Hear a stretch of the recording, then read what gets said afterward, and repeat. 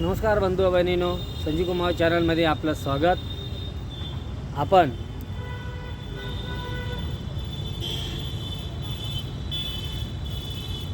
हा वेल ओळखला असेल. हा वेल आहे, हे बघा.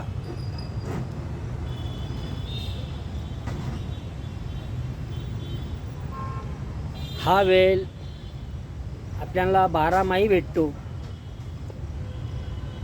प्रत्येक सीझनला आपल्याला आपल्या घराच्या आजूबाजूला, शेतात, कंपाऊंड वॉल, पडीक जाग्यावर, रस्त्याच्या कडेला अनेक जाग्यावरती हा वेल आपल्याला सहजरित्या आढळतो.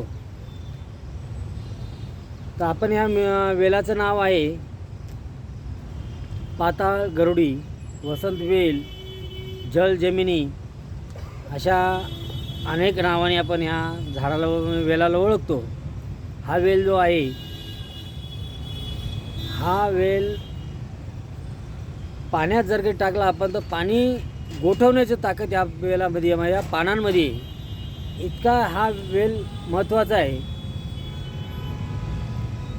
तर चला मग आपण आज बंधू आणि बहिणींनो, आपण ह्या वेलाची पूर्ण माहिती घेऊया. आपल्याला कसा उपयोगात आणता येईल त्या अगोदर जर आपण संजीव कुमार चॅनलवर पहिल्या भेट देत असतील तर आपण लाईक करा, शेअर करा आणि ही माहिती जी आहे ही आपल्या नातेवाईकांपर्यंत किंवा मित्रमंडळींपर्यंत पोहोचते करा, जेणेकरून त्यांना देखील ह्या वसंत वेलाची उपयोग होऊ शकतो. मित्रांनो, नेहमी आपल्याला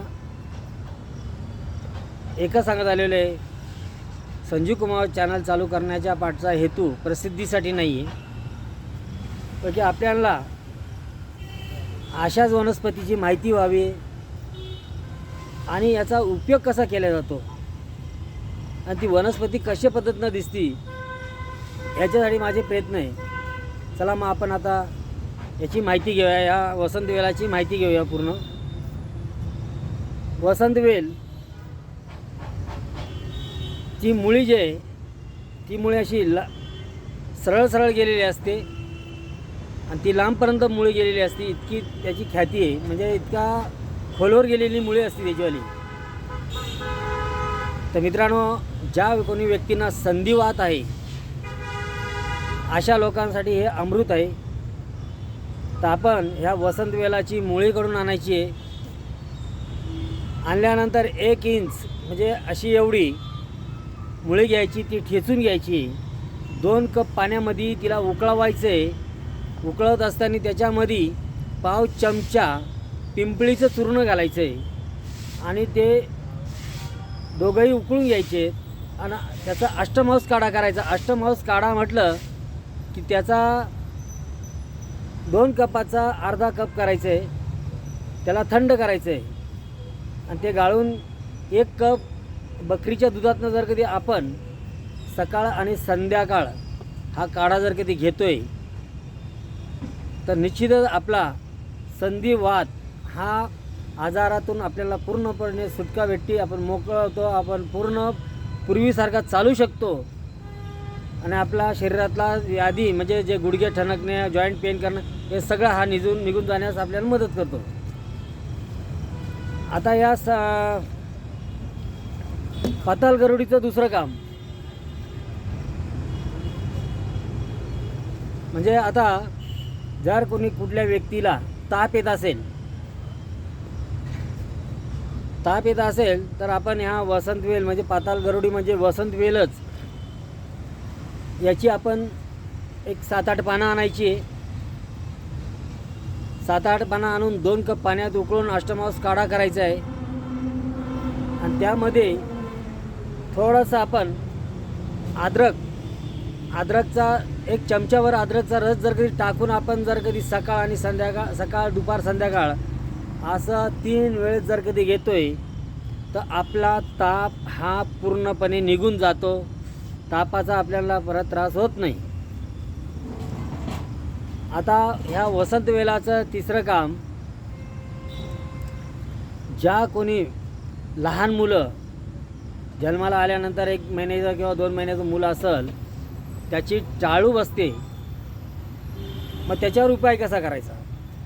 याची पानं आणायची, ह्या वेलाची पानं आणायची आपल्याला, वसंत वेलाची, आणि ती कुटून घ्यायची आणि त्याची लुगदी बनवून सनी जर कधी आपण मुलांच्या टाळूवर ठेवतो आहे तर टाळू बसलेली सुद्धा हा आजार 1 किंवा 2 वेळेस केल्यानंतर हा पूर्णपणे निघून जातो की त्याची पावर आहे.